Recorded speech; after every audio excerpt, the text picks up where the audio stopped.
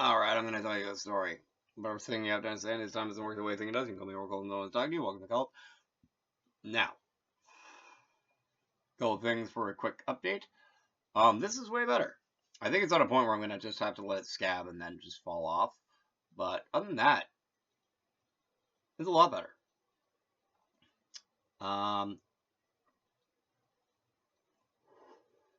Two.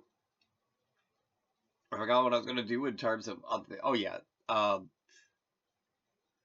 managed to scrape together like $1 and change to get a couple more of these because it honestly only takes like $2. So I was like, I was broke, but I managed a way to figure out a way to be not like that broke. I don't know about tomorrow, but Thursday's another day. I don't know about tomorrow the next day, but I get paid on Thursday, so there's that.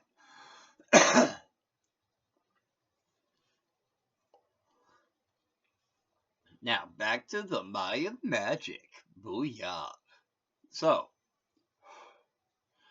circling back, since we've been doing a lot of stuff about primordials, as in like exalted primordials,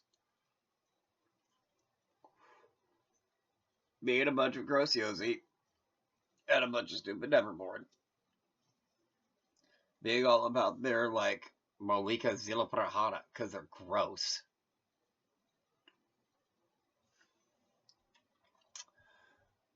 I'm going to circle over to Beast the Primordial. Now, the thing about Beast the Primordial is, oh, I'm going to start about talking about Beast the Primordial, first with a quick caveat. It's my understanding that, one of the primary writers for it ended up being let go from Onyx Path, for, well, being found to have committed Zilaparahana. It's a bad thing. He got let go for it. Do I think that they should reflect badly on the game? I do not. Any more than I think that the Yozis being Yozi should reflect poorly on the game, because, it's not the game's fault the Yozis are disgusting. So, now that I put that out there, why in particular would I go into Beasts of Primordial? Well, funny thing about that, I have, so I've gone into why it was, like, not unreasonable for me to do the whole Geist thing. Like, all of the Mage of the Ascension stuff and all the Mage of the Awakening stuff, it's magic. By itself, it makes sense. Doing all the mummy stuff, I came up with that whole wrapping in the chains of memory thing, to facilitate that process. So, that makes sense. I do a lot of the vampire thing. I do a lot of mantra with, like, the blood atonement, where I'll, like, I'll put my own blood into, like, an energy drink and then end up, like, reconsuming it as part of, well, part of one of the Shen passes that. If you don't know what I'm talking about, it's, there's, like, 11 paths or something to immortality that are all, like, they all end with the word Shen, or Xian. And, I did a whole series on them, like, I don't know, 6-8 months ago. But it's part of that practice, but it also gives me reason to, like, yeah, so I'm a vampire, I drink my own blood. Does that make sense? If you let it make sense, it does.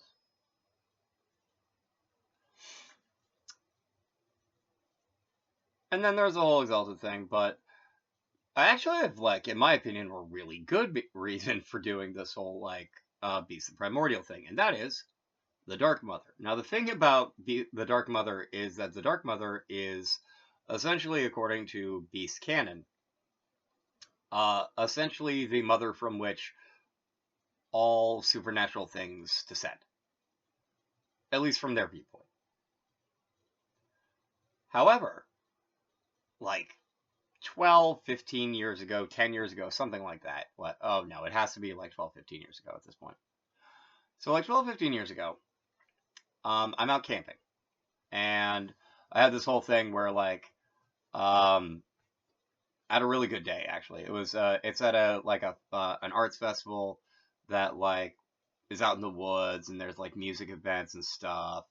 And it's the effigy burn one that I did a whole like that I've referenced a couple of times, especially during the whole um cup segment when I was doing the tarot by Minor Arcana, and I did the whole cups thing, and there was a whole lot about effigies there, because it's an effigy burn type of place, and it's the land is actually owned by a spiritual group, as far as I understand it, like not a church, but effectively like a hermetic society. And something I noticed that I assume is just something that the like the owner of deed of the property is almost certainly aware of, is that like the camp at the top, effectively, if you look at the entire mountain, because it's on a mountain with like a field at the bottom, if you look at the entire mountain and just like put a Kabbalistic tree of life on it, it like fits exactly. Like it fits exactly. And especially with some of the areas where people camp, like the place that where Gebera is, ended up a couple of years having this place called Bacon Strippers and Heavy Metal, and I don't know how to tell you how Gebera that actually is. But so if you don't understand Kabbalah, this might not make a lot of sense.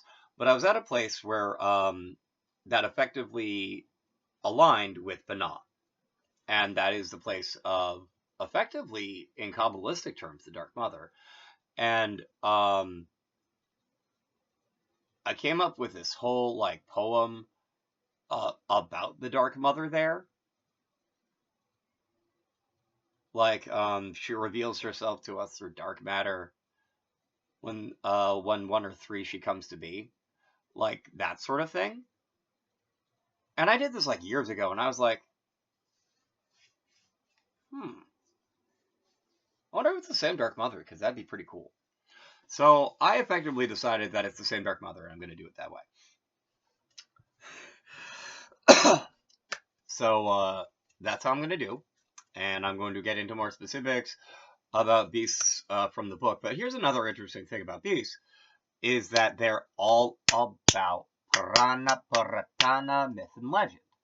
And like one of the ways that beasts, they also have this whole thing about layers, and like I can now turn this place into a layer for me to be a beast in beast mode